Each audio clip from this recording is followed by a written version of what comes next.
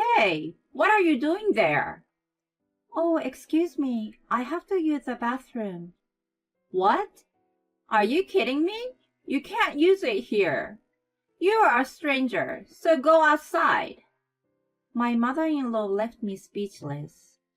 On the day I visited my in-laws' house for the first time since my marriage, I was supposed to enjoy dinner with everyone, but instead, I was faced with childish harassment. From the first time I met her, I knew that she didn't think much of me.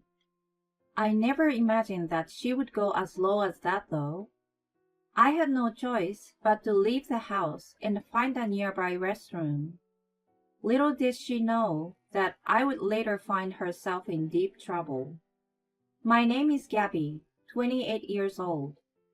I'm a happy newlywed. My husband's name is Rick. He's 32 years old. He's an impressive guy who holds a high position at a major company for his age. I met him at a friend's birthday party. I had no expectation of a romantic encounter, and I was just there to enjoy the celebration with my friends. That's where I met him, and we ended up getting married. You never know what life brings to you. However, if you ask me if my marriage is perfect, I can't say yes with confidence.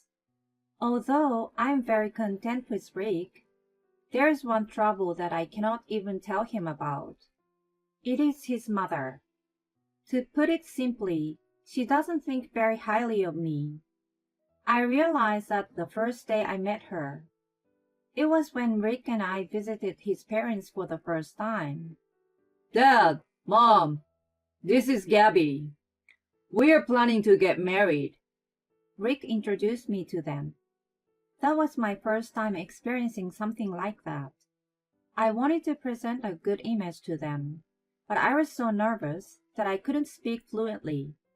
Rick's dad, Luke, smiled gently at me, perhaps sensing my anxiety. It's a pleasure to meet you, Gabby. I hear that you've been taking good care of him. It's my pleasure too. I'm the one being cared of. You don't have to be so modest. You are too good for him. You are such a bright young lady. Thank you. So kind of you. Rick was smiling at our casual conversation. On the other hand, I noticed that his mom, Brianna, remained stoic. When our eyes suddenly met, she gave me a fake smile. She spoke to me in the sweetest voice she could make. I'm also glad to have a lovely girl like you as my daughter-in-law. You too are very kind. By the way, would you prepare drinks with me? I'd like to talk with you alone. Of course, I'm glad to. Rick said I could just wait with him, but that was not how it worked. I had to be proactive and make even the slightest positive impression. I followed her to the kitchen. As soon as we were alone, her expression turned cold. I even felt fear for her instant change. I opened my mouth, trying not to be bland. Brianna? Don't call me by my first name. You're rude. Rude? I hate pretentious women like you. How did you seduce my son? No, I didn't. I really love him. You're such a liar. You are just after his money because he works for a prestigious company, aren't you? No way! That's really not true. No matter how many times I denied it, she didn't listen to me. In the end, she made drinks all by herself, and all I did was just stand there. It didn't take me long to realize that I was called into the kitchen not to help her, but to be told off. After she finished preparing the drinks, she said clearly, Let me tell you this. I will never accept a woman like you as my daughter-in-law. Wait, please. Please listen to me. I don't have time to be trifled with. I will pretend to get along with you in front of Rick, but I will never accept you. Remember that. She put the drinks on the tray and went back to the living room. She completely changed from what she had been a moment before, and acting if nothing ever happened. We continued to have small talk, but I was so anxious that I could not concentrate on the conversation at all. As we were driving back home, Rick asked me, a little concerned, What's wrong with you, honey? "Why?" No, it's just that your expression is so stiff. You're always smiling. "I'm sorry. I've been nervous all day. I'm a little tired." Oh, of course. Let's go home and chill. On the way home, he stopped at my favorite fast food. I had to force a smile on him, who was trying to make me feel better. There was no way I could tell him that his mom hated me. In the end, we got married without having a talk about it. That was when the Hell's Gate opened. Upon our marriage, I quit my job at Rick's request and became a full-time housewife. One day, my phone rang while doing housework with the TV on. Who is this number? I stared at the screen for a few seconds at the unfamiliar number. Since it was not blocked, I decided to answer the call anyway. Yes, hello? Hello, Gabby? Brianna? The caller was none other than my mother-in-law. As soon as I heard her voice, my previous anxiety came back, and I was at a loss for words. She let out a sigh before speaking. I can't believe you're really married. I thought you would have backed down after I told you so much. I'm sorry, but I really love Rick. You are persistent, aren't you? Anyway, I won't accept it.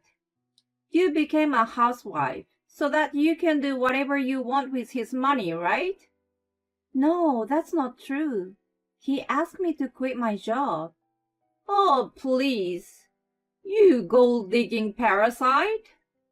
What the hell? Listen, if you don't want me to pester you anymore, leave my son, okay? She hung up on me after that. As the beeping of a disconnected line echoed in my ear, I was tormented by an indescribable feeling. Why couldn't she understand me? I wasn't after money. I married him because I truly loved him. I still wished to have a good relationship with her. I knew she was obsessed with Rick from what he had told me and what I had seen. I had no idea that she would be so hostile to me because of jealousy. Since then, she started calling me frequently. It was always during the daytime on weekdays. In other words, when Rick was at work and I was home alone. I still couldn't gather up my courage to tell him about her and didn't know how to deal with it. I had no choice but to listen to her sarcasm in silence and endure it. One day, January was drawing to a close, and Rick and I were on our way to his parents' house. We were supposed to visit them over Christmas, but Rick had caught COVID at work, and we were both infected. We couldn't leave the house during the holidays, and had to postpone our plan. We were visiting them for the first time since our marriage that day. Luke was away on a business trip, and was going to be back the next day. Brianna was the only one at home. The fact alone made my heart heavy. When I pressed the doorbell, she appeared with a big smile on her face. Rick, Gabby, welcome. I've been waiting for you guys. Hi, Brianna. It's been a long time. We have been in touch from time to time, but it's always nice to see you in person. Yes, indeed. Let me tell you, it wasn't from time to time that I heard from her. She spent about an hour insulting me almost every day. She seemed not to want Rick to know about it, so she continued to play the role of a good mother-in-law. We were planning to stay overnight, and I was worried about what would befall me. As I let out an inaudible sigh, she said to Rick, I'm sorry, but would you mind if I asked you to go and buy some groceries? Oh? Why?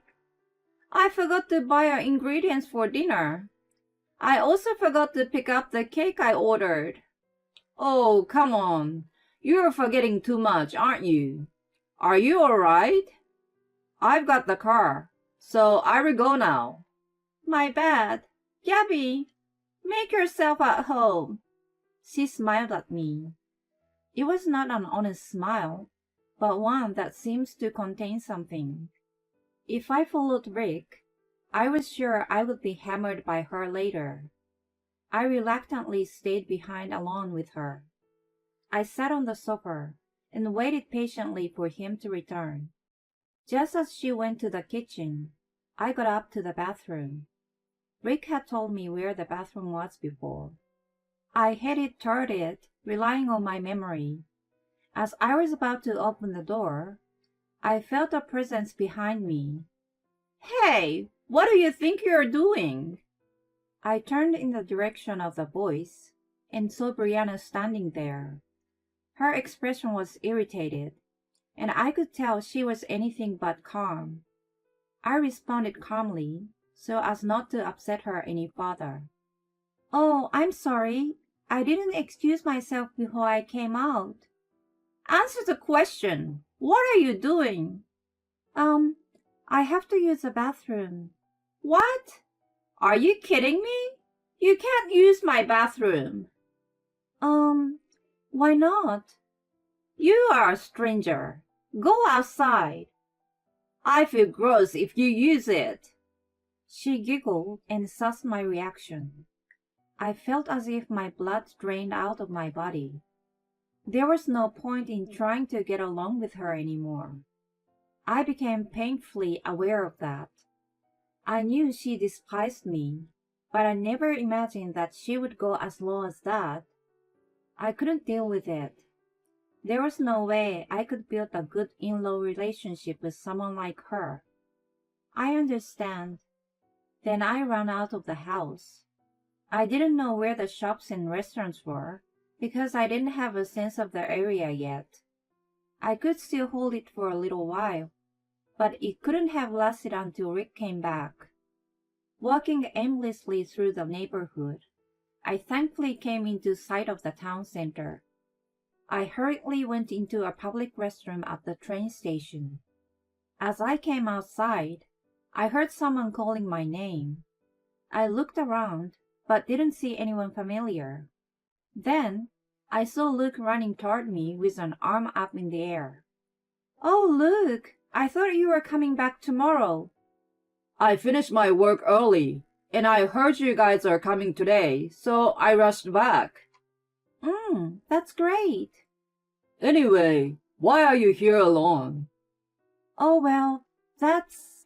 Seeing me fumble for words, he must have sensed something was up. The smile on his face faded, and he asked me seriously. Gabby, I'm afraid to ask you this, but did my wife do something to you? No, nothing like that. Please be honest with me. When you came over last time, your face was very dark after coming out of the kitchen. I've been worried about you. Well, Luke, I found myself sobbing at his attentiveness.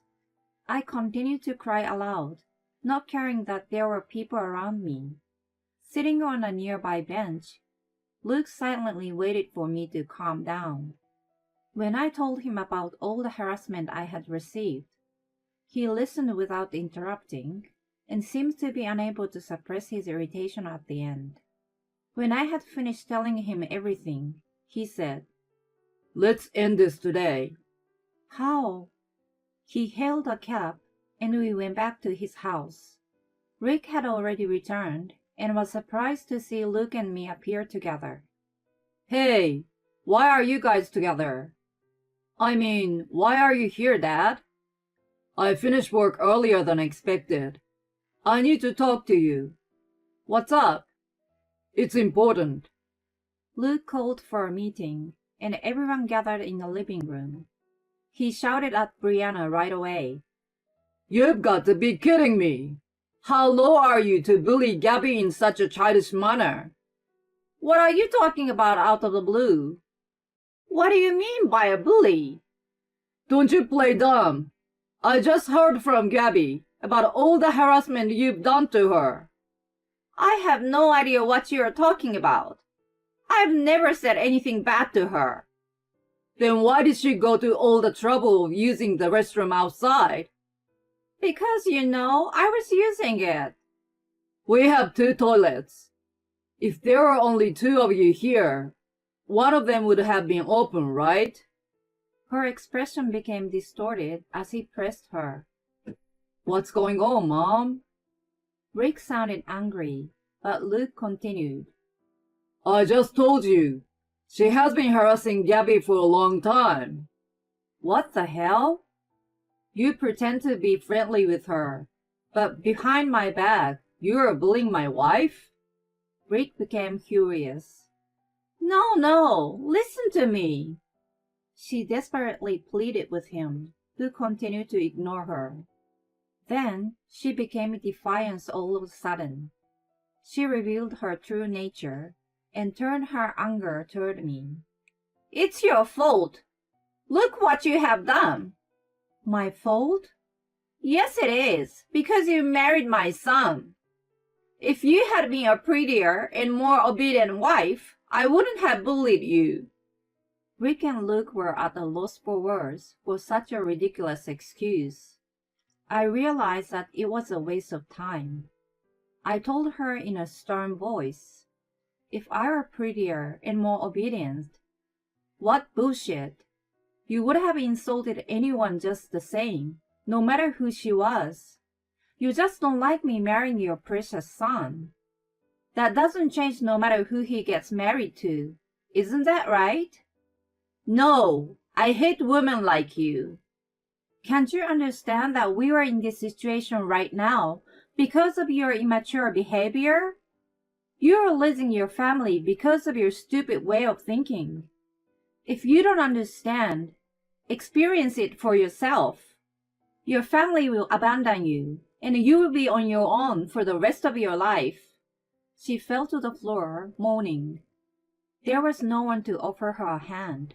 Instead, we just looked at her with disgust. After that, Rick and I returned home without staying overnight. Luke told us that he wanted to take care of things with her alone. A few days later, he told me that he filed for a divorce. At first, she violently refused to separate. She had borrowed thousands of dollars from him, so he gave her 2 choices: pay the money back right away or get a divorce. Given such a choice, she, who had neither income nor savings, finally decided to divorce him. She has no place to go, so she is currently working at a factory with staff housing. She is now in her mid-60s, so it must be hard life for her. This is all her own fault. There is no room for extenuating circumstances. I, on the other hand, have a more pleasant life now that I don't hear from her anymore.